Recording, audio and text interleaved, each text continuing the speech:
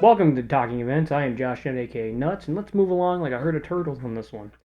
Today we're talking about Operation Hellbent. It's being presented by Sean Moore, one half of the minds behind Operation Honey Badger, a classic MagVent event that was held at PRZ. Rest in peace to PRZ. Let's just pour one out for the homies on this one.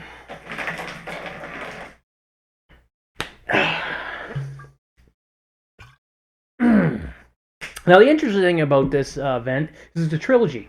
The first having already taken place on April 6th at Barrie Paintball. That chapter being titled Hellsides. It served as a charity game with donations being made to the Peel Animal Rescue Society. The second is coming up on May 11th, which we'll be in attendance for to cover with a full review. Chapter The Lost Patrol is also happening at Barrie Paintball, which will be a treat for me because I've never been there before. The final chapter, called Higher Ground, will be held, and here's the interesting twist, at Wasaga Beach Paintball. It's moving fields to shake things up. That is being held on August 3rd. Let's jump to the storyline on this one, which is quite unique from what I've seen and learned from talking to Sean, and I hope to be presenting it correctly because it's clear he has put a lot of work into developing this. Starting with Hellsides, in an alternate timeline in 2016, strange readings are received from the last Democratic mining outpost.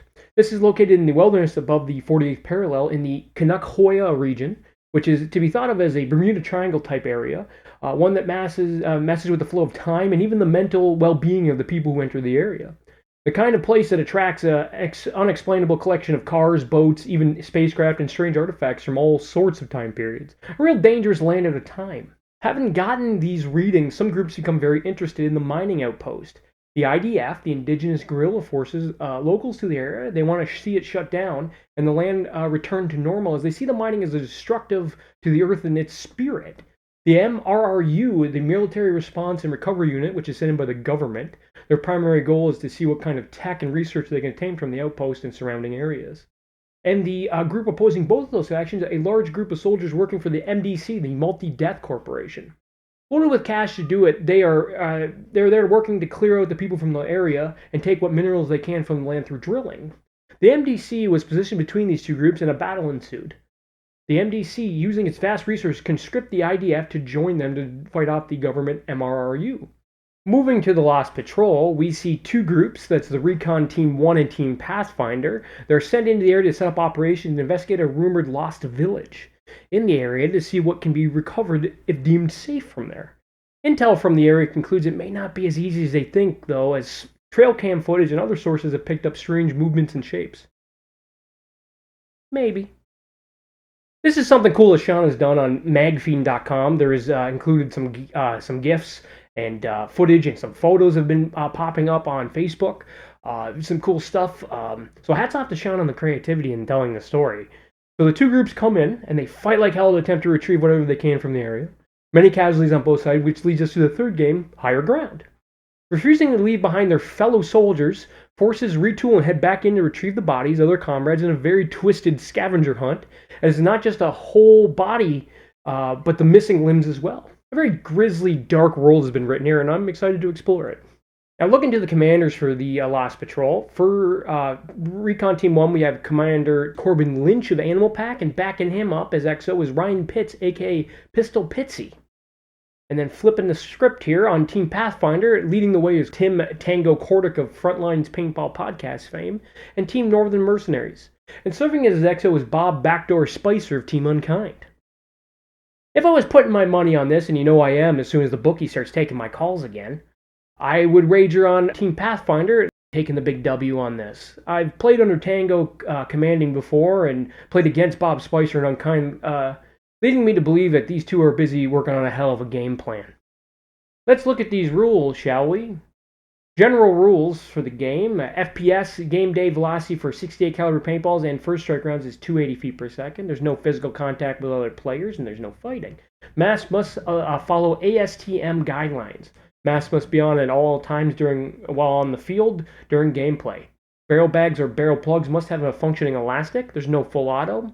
All markers must be chronographed before playing for the day. You may be subjected to random velocity checks by referees during the day. Mercy rule. You may offer other player mercy, but they do not need to accept it. You must be within 5 feet to offer a mercy. There's no moving props unless it's part of the game. There's no breaking windows or doors or field property unless it's part of a mission. If you hear barrel bag yelled loudly 3 times, that indicates a ceasefire. Upon a ceasefire being called, you may stay where you are and take a knee. You will wait for further instructions from a referee or event staff. 43 caliber and 50 cal paintballs, the pistols for those will be allowed to be used at stock velocity. Ammo rules. There is no ammo limit at this game, but stay within reason. All ammo must be self-carry and loaded into magazines or stored in military-style carriers/boxes. Event paintballs only in 68 cal. 43 cal and 50 cal are BYOP. First strike round BYOP with a $30 carry fee. First strikes can be used inside and outside. Heavy gunner rules. 1 heavy gunner per 12 team members. A full 12 must be in effect to garner an additional heavy gunner. Anything under 12 per team will validate the first and only heavy gunner. No ammo limit for heavy gunners. The defender markers count as a heavy gun. Shield rules. Max size 3 foot by 4 foot.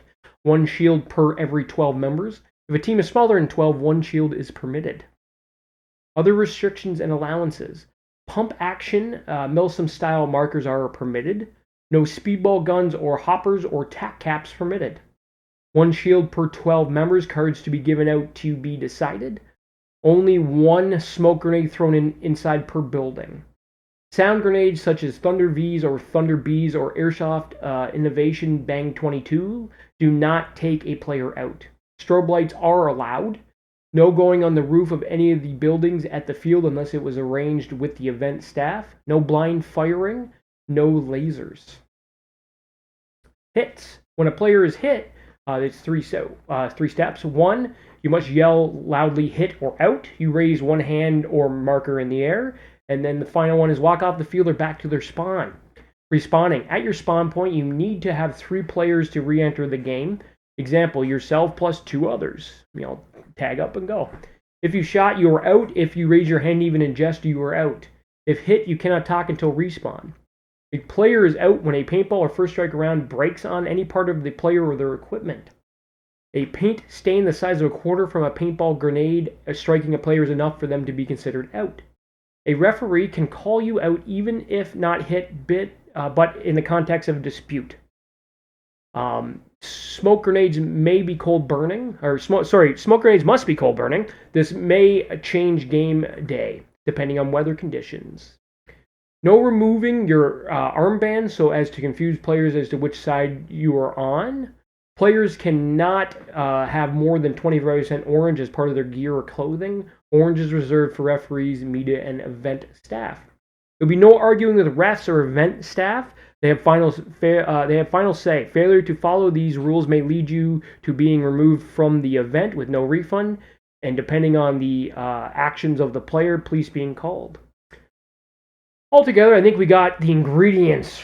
We're in the kitchen cooking on this one. The ingredients for a great event with some excellent storytelling involved.